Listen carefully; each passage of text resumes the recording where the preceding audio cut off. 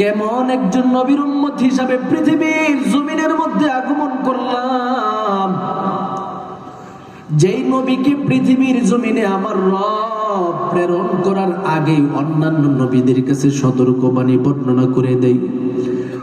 নবীর নিকটে আল্লাহ পাক ঘোষণা দিয়ে দেয়, ও পয়গম্বর আসসালামু আলাইকুম প্রিয় দিনী মুসলমান ভাই ও বোনেরা, আমাদের ইসলামিক মিডিয়া 01+ চ্যানেলে আপনাদেরকে স্বাগতম। চ্যানেলটি সাবস্ক্রাইব করে পাশে থাকুন। পৃথিবীতে আপনাকে আমি আল্লাহ প্রেরণ করেছি, তবে আপনি থাকা অবস্থায় যদি আমার নবী মুহাম্মদের আগমন ঘটে, আপনি নবীর উপরে আমার নবী মুহাম্মদের অনুসরণ করাটাকে বাধ্য করে দিলাম। সুবহানাল্লাহ। দিন কি দিন, রাত কি রাত অতিবাহিত হতে হতে বৎসর কি বৎসর যায়। পয়গম্বর ইব্রাহিম খলিলুল্লাহকে আমার রবের পক্ষ থেকে পৃথিবীর জমিনের মধ্যে প্রেরণ করে দেয়। এবার আমার রবের পক্ষ থেকে ইব্রাহিম নবীর নিকটে ঘোষণা প্রদান করে দেয়, ও পয়গম্বর ইব্রাহিম, কিছুদিনের মধ্যে হয়তো বা আমি আল্লাহ পাক আপনার যুগে মুহাম্মদ প্রেরণ করতে পারি।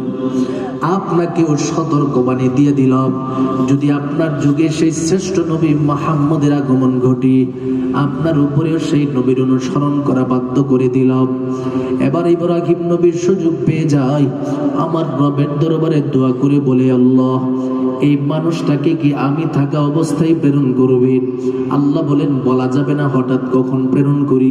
বলে, আল্লাহ, যদি আমার যুগে আপনি প্রেরণ না করেন, তাহলে আমি আপনার কাছে একটা অনুরোধ করব, একটা দোয়া করব, এই মানুষটাকে যেন আমার বংশের মধ্যে আপনি প্রেরণ করে দেন, সেই জন্য দোয়া করতেছি।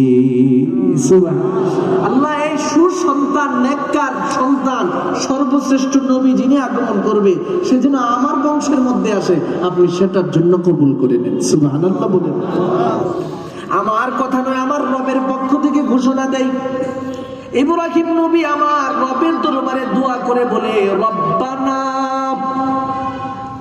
ওয়াবআস ফীহিম রাসূলাম মিনহুম ইয়াতলু আলাইহিম আয়াতিক ওয়া ইউআল্লিমুহুমুল কিতাবা ওয়াল হিকমা ওয়া ইউযাক্কিহিম ইন্নাকা আনতাল আজিজুল হাকীম।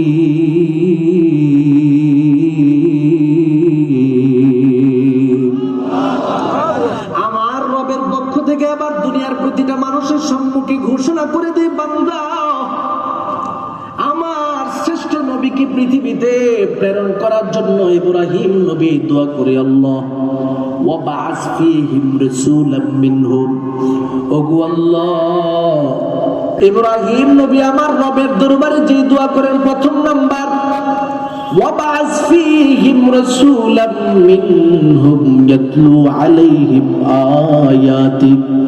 ও মালিক, আমার বংশের মধ্যে যে ইসমাইল আছে, তার বংশের মধ্যে আপনি এই মহাব্বতের সন্তানটাকে প্রেরণ করবেন, যার এক নম্বরের কাজ হবে মানব জাতিদের সম্মুখে আপনার কিতাব সমূহকে তেলাওয়াত করে শোনাবে। দুই নম্বরের কাজ হবে ওয়া ইউআল্লিমুহুমুল কিতাবা ওয়াল হিকমা, গোটা জাতির সম্মুখে ইলম শিক্ষা দিবে, কিতাবের ইলম, হিকমত শিক্ষা দিবে। তার আরেকটা কাজ হবে, সেটা হলো ওয়া ইউযাক্কিহিম, গোটা জাতিকে তিনি তাজকিয়ায়ে নফস তথা আত্মশুদ্ধি শিক্ষা দিবে। মানুষের দিল কিভাবে আমার রবের মুখী হবে, জান্নাতমুখী হবে, কোরআনমুখী হবে, এই পদ্ধতি আমার আপনার নবী যেন পরিপূর্ণভাবে শিখিয়ে দেয়। এই নবীকে আমার বংশের মধ্যে প্রেরণ করে দেন। আমার রবের পক্ষ থেকে এবার ইব্রাহিম নবীর নিকটে ওহী প্রেরণের মাধ্যমে জানায় দেয়, ও ইব্রাহিম নবী, এমন একটা জায়গার মধ্যে দাঁড়ায় আমি আল্লাহর কাছে তুমি আবেদন করেছো, যে জায়গাটা আমি আল্লাহর কাছে বড় মাকবুল, বাইতুল্লাহ, আর তুমি খলিলুল্লাহ দোয়া করেছো, জাবিহুল্লাহ আমিন বলেছে। আমি আল্লাহর পক্ষ থেকে ঘোষণা প্রদান করে দিলাম, তোমার বংশের মধ্যে আমি আল্লাহর পক্ষ থেকে প্রেরণ করে দিব হাবিবুল্লাহ। সুবহানাল্লাহ, আমি তোমার বংশে পাঠাবো। ইব্রাহিম নবী খুশি হয়ে যায়। এবার ইব্রাহিম নবীর পরবর্তী যুগ আসতেছে, আস্তে আস্তে আস্তে আস্তে তাওরাত কিতাব আল্লাহ পাক হযরত মূসা আলাইহিস সালাতু ওয়াস সালামের উপরে অবতরণ করে। মূসা নবী বলে, আল্লাহ তাওরাত কিতাব পাইছি, কিন্তু প্রতিটা পৃষ্ঠায় পৃষ্ঠায় মুহাম্মদের নাম লেখা। সুবহানাল্লাহ। ও আল্লাহ, প্রতিটা পৃষ্ঠায় পৃষ্ঠায় মুহাম্মদের নাম লিপিবদ্ধ করা। আমার রবের পক্ষ থেকে এবার ঘোষণা প্রদান করে দে রে মূসা, যে মুহাম্মদের নাম আমি রবের পক্ষ থেকে তোমার তাওরাত কিতাবের মধ্যে আলাদা আলাদা ভাবে বিভিন্ন জায়গায় বর্ণনা করেছি। এই মুহাম্মদের শ্রেষ্ঠত্ব মর্যাদা এত বেশি, যদি তিনি পৃথিবীর জমিনের মধ্যে আগমন করি, ভালো করে শুনে নাও, তোমার নবুয়তের দরওয়াজা বন্ধ হয়ে যাবে। এই নবীর অনুসরণ করা তোমার জন্য বাধ্য হয়ে যেতে হবে। এভাবে দিন কি দিন, বৎসর কি বৎসর অতিবাহিত হতে হতে আমার আল্লাহ এবার ফাইনাল সিদ্ধান্ত নেই, হযরত ঈসা আলাইহিস সালাতু ওয়াস সালামকে পৃথিবীতে প্রেরণ করবেন।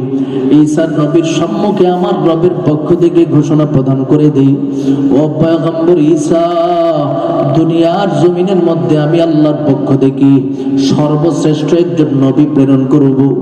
আপনাকে দুনিয়াতে প্রেরণ করেছি দুইটা কারণে। এক নাম্বার, তাওরাত কিতাবের সত্যতা মানব জাতির সম্মুখে বর্ণনা করবে। দুই নম্বরে আর একটা কারণ হলো, আমার যেই নবী আপনার পরবর্তীতে শ্রেষ্ঠ নবী হিসাবে আগমন করতেছেন, তার প্রশংসা মর্যাদা বর্ণনা করতে করতে আপনি স্বাগতম জানাতে জানাতে সময় পার করবেন। আপনাকে পাঠাইছি, আপনি বলবেন প্রধান অতিথির আগমন, শুভেচ্ছা, স্বাগতম। কারণ প্রধান অতিথি যখন আসে স্বাগতম জানানো হয় কি হয় না? কথা কয় না কেন? আমার নবী হলো প্রধান অতিথি। ঈসা নবীকে আল্লাহ পাক প্রেরণ করে বুঝায় দেয়, ও পয়গম্বর ঈসা, আমি রবের পক্ষ থেকে আপনাকে প্রেরণ করতেছি মুবাশশিরাম বিরাসূলিন ইয়াতি মিন বা'দি ইসমিহি আহমদ। আপনি আমার এই রাসূলের প্রশংসা গোটা জাতির সম্মুখে তার সুসংবাদ বর্ণনা করবেন। তার ব্যাপারে সুসংবাদ যত বর্ণনা করবেন, মানুষ তার প্রতি তত বেশি মাইল তথা ধাবিত হবে, আর যত বেশি ধাবিত হবে আমার নবীর অনুসারী তত বেশি বাড়তে থাকবে। সুবহানাল্লাহ। আল্লাহ পাক এই বিষয়টা কোরআনুল কারীমের মধ্যে স্পষ্ট ভাষায় বর্ণনা করে দেয়। আল্লাহ নিজে বলেন, وَإِذْ قَالَ عِيسَى ابْنُ مَرْيَمَ إِنِّي عِيسَى ابْنُ مَرْيَمَ يَا بَنِي إِسْرَائِيلَ إِنِّي رَسُولُ اللَّهِ إِلَيْكُمْ جَمِيعًا إِنِّي رَسُولُ اللَّهِ إِلَيْكُمْ مُصَدِّقًا لِمَا بَيْنَ يَدَيَّ مِنَ التَّوْرَاةِ ومبشرا برسول يأتي من بعد اسمه أحمد فلما جاءهم بالبينات قالوا هذا سحر مبين।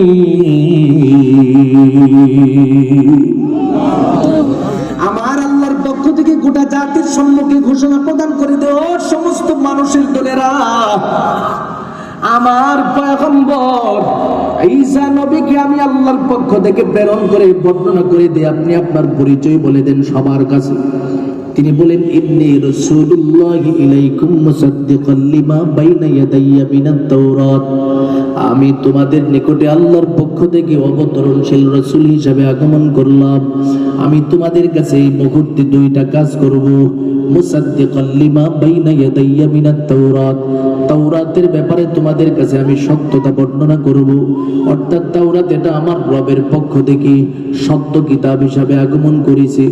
দুই নম্বরে, আমার পরে এমন একজন নবী পৃথিবীতে আগমন করবে, যে নবীর নাম হবে আহমদ।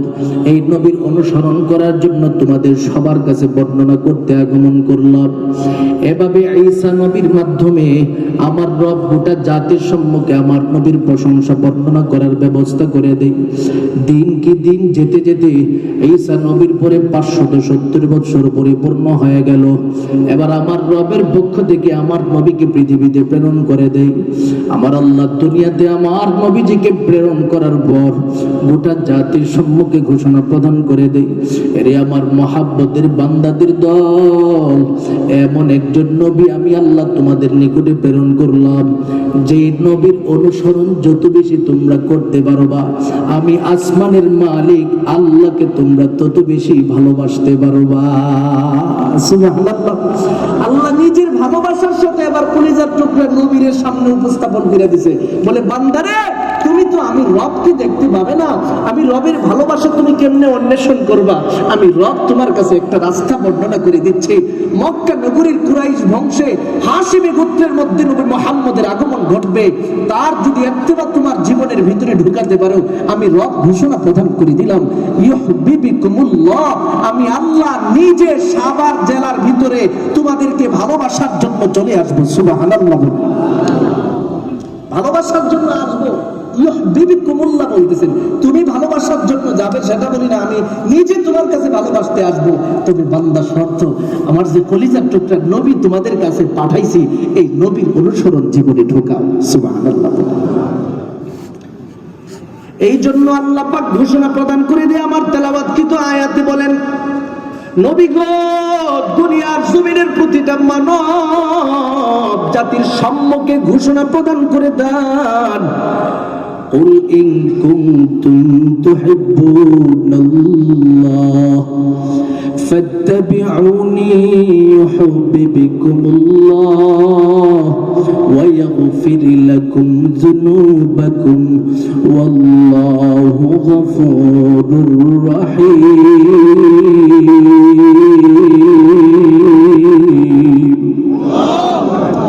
আমার রবের পক্ষ থেকে আবার ঘোষণা প্রদান করে দেই, বান্দা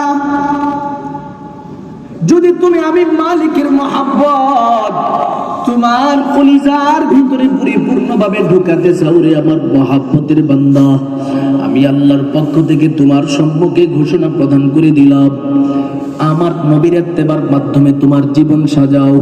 যদি নবীর অনুসরণের মাধ্যমে নিজের জীবনটাকে তুমি সুসজ্জিত করতে পারো, এক নম্বরে আমি রবের পক্ষ থেকে সুসংবাদ প্রদান করে দিলাম, ইউহিব্বুকুমুল্লাহ, তোমাকে ভালোবাসার জন্য আমি আল্লাহ প্রস্তুত হয়ে যাব।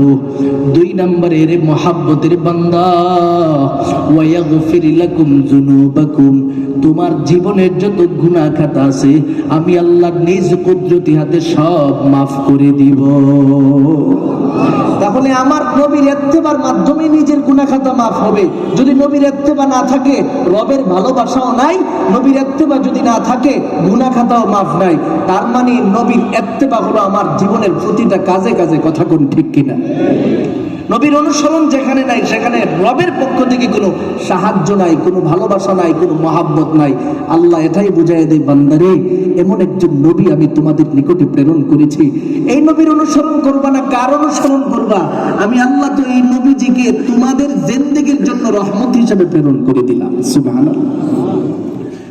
আল্লাহ বলে, বান্দা, তোমাদের মতো মানুষ যারা আছে তোমাদের জন্য যেমন রহমত হিসাবে আমার নবীকে পৃথিবীতে প্রেরণ করেছি, ওয়ামা আরসালনাকা ইল্লা রাহমাতাল লিল আলামিন, এরে আমার মহব্বতের বান্দা, আমার নবীজিকে আমি আল্লাহ তোমাদের যেমন রহমত হিসাবে প্রেরণ করেছি, দুনিয়াতে বালু থেকে নিয়া মাটি পর্যন্ত, পাথর থেকে নিয়া আসমান জমিন সব কিছুর জন্য রহমত, এমনকি যত গাছপালা আছে সবার জন্য রহমত। ও আমার মহাব্বতের বান্দা, এই জন্য আমি রবের পক্ষ থেকে আমার নবীকে জানাই দিছি, নবী গো, আপনি যেমন গোটা জগতের রহমত, আমি আল্লাহ এই গোটা জগতের পালনকারী, আর পালনকারীর পিছনে আপনি রহমত হিসাবে থাকবেন। আর যখন রহমত হিসাবে থাকবেন, গোটা জগৎবাসীর জন্য আমি আল্লাহ পাক সবকিছুর সুব্যবস্থা করে দিব। যার কারণে আমার নবীর জন্য দুনিয়ার জমিনের মধ্যে গাছেরাও পাগল, আমার নবীর জন্য পাথরেরাও পাগল, আমার নবীর জন্য জমিনের বালু সমূহ পর্যন্ত পাগল। আমার নবী যখন মক্কা মদিনার রাস্তা দিয়ে চলতেন, ওমর ফারুক ঘোষণা দেয়, আবু বকর ঘোষণা দেয়, ওরে আমার নবীর সমস্ত উম্মতের দলেরা শুনে নাও, আমরা যখন নবীর সাথে বিভিন্ন সফরের মধ্যে যেতাম, নবীজি একবার ডান দিকে তার হাত উঠায় বলতো আলাইকুমুস সালাম, বাম দিকে হাত উঠায় বলতো আলাইকুমুস সালাম, সামনের দিকে হাত উঠে বলতো আলাইকুমুস সালাম। আমরা রহমতে আলম নবীর কাছে জিজ্ঞাসা করলাম, ইয়া রাসূলুল্লাহ, কি বিষয় আপনি এই মুহূর্তে বারবার সালামের জবাব দেন? আমরা তো ডানে বামে কোনো মানুষ দেখি না, কে আপনাকে বারবার সালাম দেয়? আমার নবী ঘোষণা প্রদান করে দে, এরে আমার মহাব্বতের সাহাবায়ে কেরামরা, আমার ডানে বামে সামনে পিছনে যত পাহাড় সমূহ তোমরা দেখতে পাচ্ছ, সেখানের যত পাথরেরা আছে, জমিনের যত বালু দেখতে পাচ্ছ, সমস্ত বালুরা আমি নবীজিকে সালাম দেই, আর প্রতিটা সালামের জবাব দিতে দিতে আমি নবীজি রাস্তা দিয়ে অতিক্রম করতেছি। তার মহাব্বতের চাচার কাছে লালিত পালিত হয়। চাচার নাম ছিলেন আবু তালেব। আবু তালেব যখন সুযোগ পাইত, আমার নবীজিকে নিয়ে বিভিন্ন সময় বিভিন্ন সফরে যাইতেন। একদিনের ঘটনার দিকে তাকালে দেখা যায়, মহাব্বতের চাচা আমার নবীজিকে ডেকে ডেকে বলেন, এরে মুহাম্মদ, চলো আমরা এই মুহূর্তে বিভিন্ন জায়গায় সফরের মতো আজকেও আমার সাথে তুমি সফর করবা। লম্বা সফর, মদিনা মক্কা নগরী থেকে রোমের দিকে যেতে হবে। কোন সময় মক্কা নগরী থেকে এমন বিভিন্ন শহর রয়েছে যে শহরের মধ্যে তারা ব্যবসা বাণিজ্য করত। একদিনের ঘটনার দিকে তাকালে দেখা যায়, আমার নবীজিকে নিয়ে কোনো এক শহরের দিকে রওনা হয়ে যায়। রাস্তা দিয়া চলতে চলতে চলতে চলতে চলতে চলতে হঠাৎ করে একটা জায়গার মধ্যে তারা তাঁবু গাড়লো। তাঁবু গাড়ার পর যে জায়গাটার মধ্যে তাঁবুটা গাড়লো, তার পাশে একটা খ্রিস্টানদের গির্জা বিদ্যমান ছিল। সেই খ্রিস্টানদের গির্জার মধ্যে একজন খ্রিস্টান আলেম ছিলেন। খ্রিস্টান আলেম একদিন আমার নবীর নিকটে বের হলো।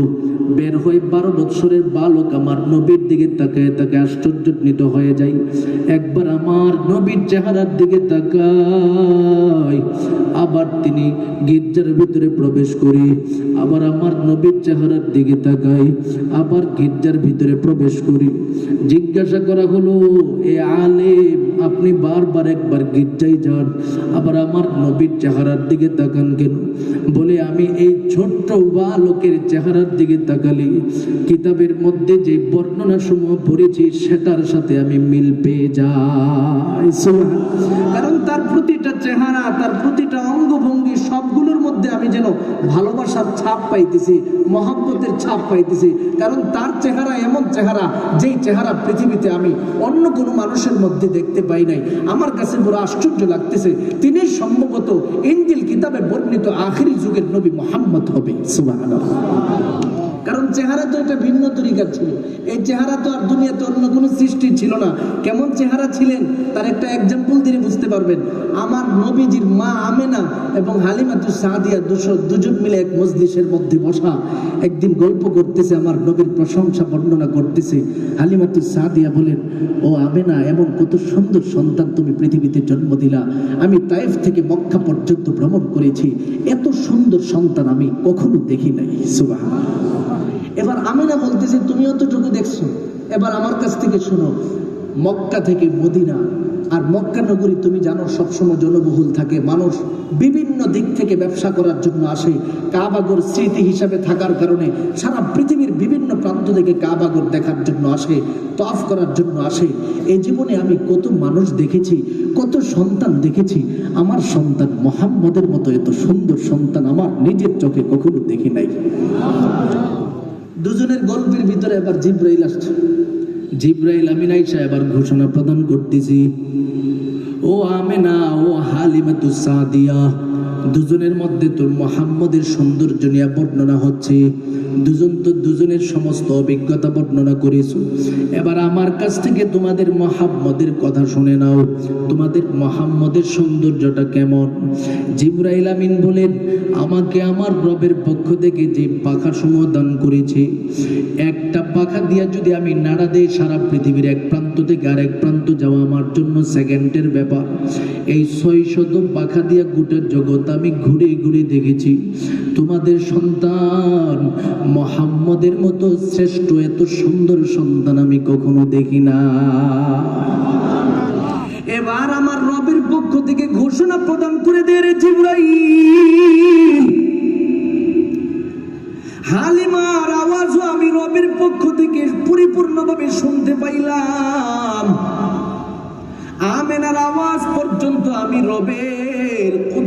কান পর্যন্ত পৌঁছে গেছি রে জিবরাইল। তোমার আওয়াজ আমি রব ভালো করে শুনতে পাইলাম। এবার আমি রব যিনি গোটা জগৎ সৃষ্টি করেছি তার কাছ থেকে শুনে নাও, আমি আল্লাহ পাক আমার নবী মুহাম্মদের মতো এত সুন্দর সন্তান এই সৃষ্টি জগতের মধ্যে বানাই নাই। সুবহানাল্লাহ, মহব্বতের সাথে বলুন আল্লাহু আকবার।